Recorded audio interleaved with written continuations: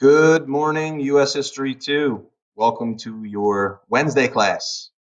Hope everybody's doing well. Um, you'll see on my screen here, this is going to be posted for you by 7:30 a.m. Tomorrow morning. It is still Tuesday for me, but it'll be Wednesday for you when you see this.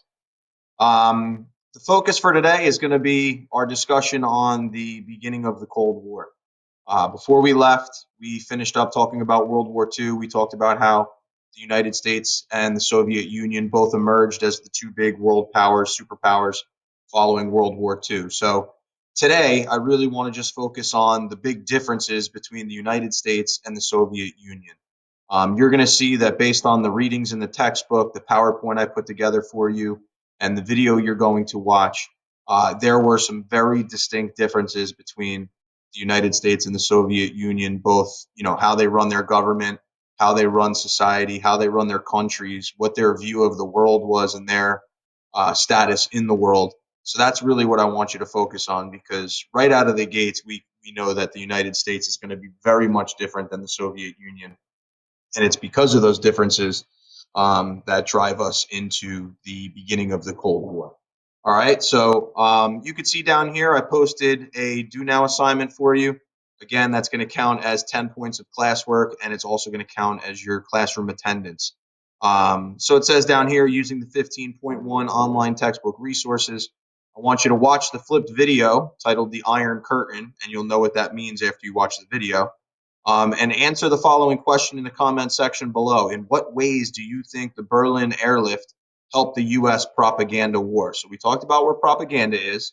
We haven't talked about the Berlin airlift, but you're going to see the Berlin airlift talked about in your video and in the readings for this section. So um, don't worry if you don't know what the Berlin airlift is. You'll hear about it in the video. You'll see why it was significant.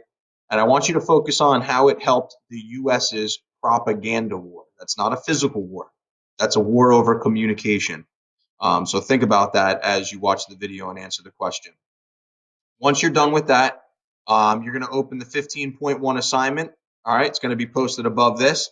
And using the online textbook resources and the PowerPoint I created, you're going to complete that Google document graphic organizer and the interactive gallery questions that I included in there. All right, so you guys know the deal. This section is broken down into small, short readings. I believe this section has 4 of them. You're going to use those 4 sections to fill in the graphic organizer. And then in the list of online textbook resources are going to be 2 interactive galleries. You're going to open up each interactive gallery, and based on what you see in the interactive gallery, I want you to answer those questions. All right. There is a YouTube video embedded at the end of the PowerPoint that I want you to watch. That will help you fill in the graphic organizer as well. So be sure you watch that. Both the due now and the daily assignment are due by 11:59 p.m. Wednesday night. So make sure you get both of those turned in. Now, I know on Monday, yesterday, most of you guys got your work done during the day by 3 o'clock. Some of you guys got it done after 3 o'clock. One student got it done after I emailed them around 10 o'clock. So do me a favor, try to get your work done within a reasonable time frame.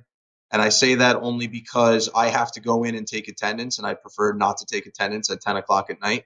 And I prefer not to mark you absent, only to have to go back and change it with the main office. So it's just creating a little bit more work for me and you. So I'm just kindly asking that everybody try to get their work done within a reasonable time frame. If you think it's going to take you later, or you're not going to have it done until late at night, maybe just shoot me an email at ritterm@middletownak12.org and just give me a heads up that you might not have it done until 10, 11 o'clock, because you guys do have till 11:59 p.m. to get both of these assignments in.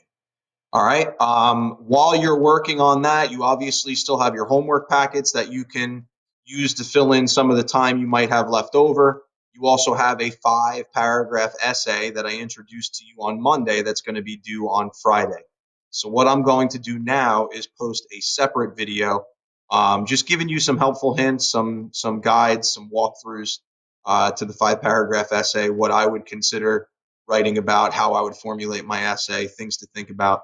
But I'll post that in a separate video and put that up on Google Classroom for you guys to view separately. All right. Again, any questions, send me an email, ritterm@middletownk12.org. I heard from a couple of you guys yesterday via email.